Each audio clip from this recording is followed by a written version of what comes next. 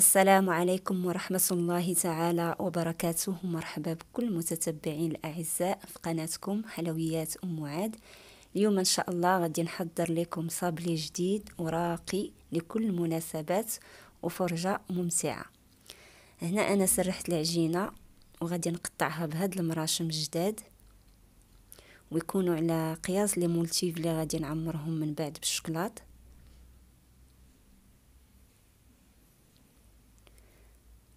صافي، وغادي نقطع العجينه وتكون شويه رقيقه، حيتاش مازال غادي ندير وحده على وحده.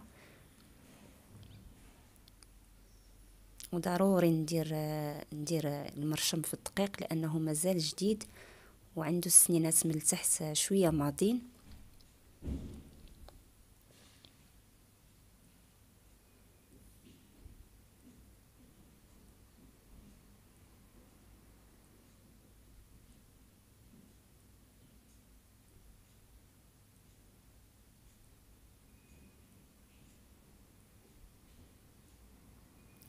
صافي، وغادي نستفها في اللاطه اللي تكون دائما مرشوشه بالدقيق، ونطيبوها على نار مهيله ونشعلوا عليها من الفوق وحتى من التحت.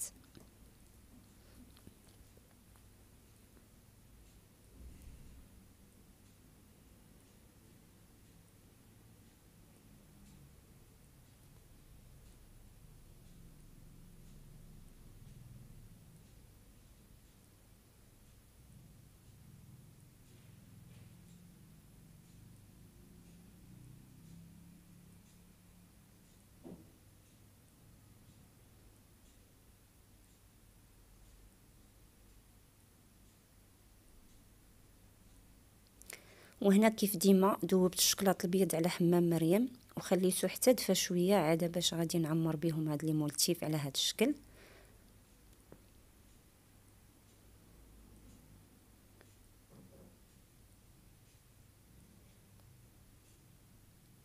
صافي، ومن بعد غادي ندخلهم المجمد من 5 حتى ل10 دقائق.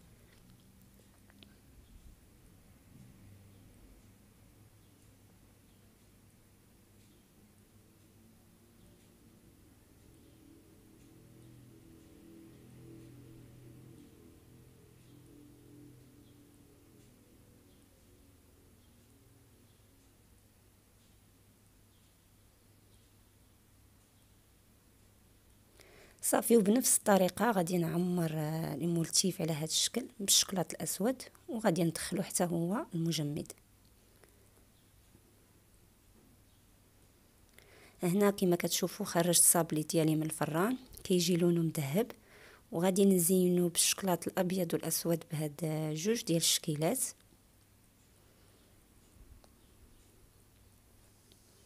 وغادي نلصقو بالجليكوز والناباج. ندهنوا الوجه ديال الصابلي بهذا الشكل هذا كما كتشوفوا، ونحطوا عليها الشكلاط بهذه الطريقه.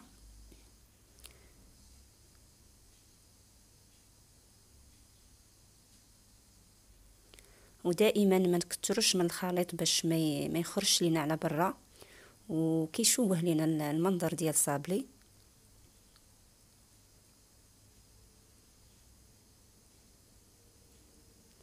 صافي، وغادي نزينو الشكل الثاني بنفس الطريقه.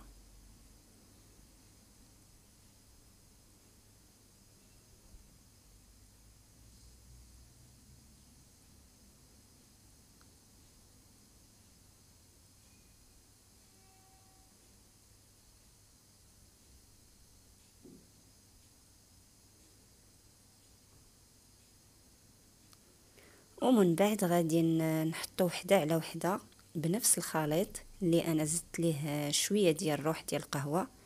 كما كتعرفوا روح القهوه دائما كتواتى مع الشكلاط الاسود.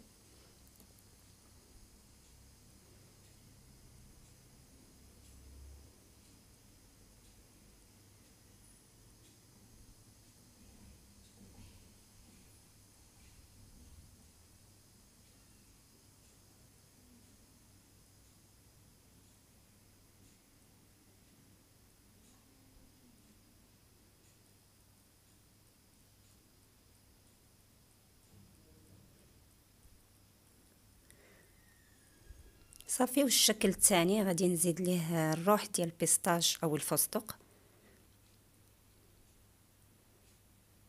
حتى هو غادي نزوج وحده مع وحده.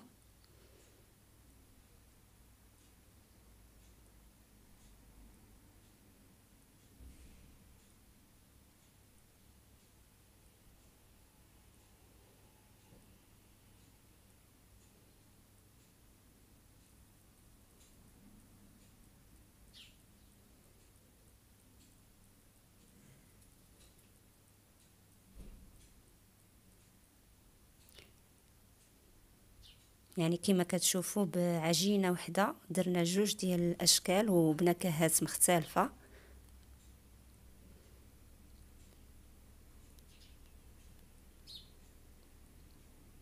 ومن بعد غادي نعمرها من الوسط بنفس الخليط، وما يكونش سخون باش ما يذوبش لينا الشكلاط.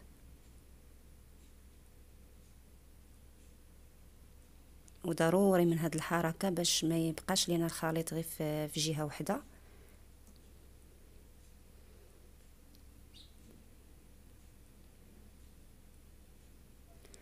وصافي. وانا غادي نكمل هاد الشيء كامل ونتلاقاو ان شاء الله في صحن التقديم.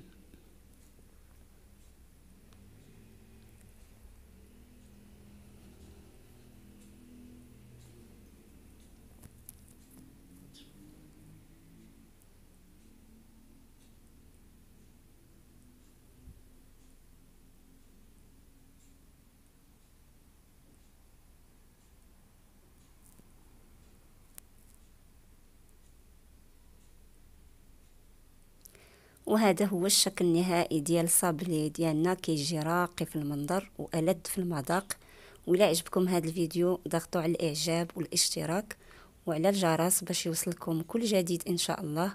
وشكرا لكم بزاف على المتابعة وعلى حتى المشاركة، والى فيديو جديد، ودمتم في رعاية الله وحفظه.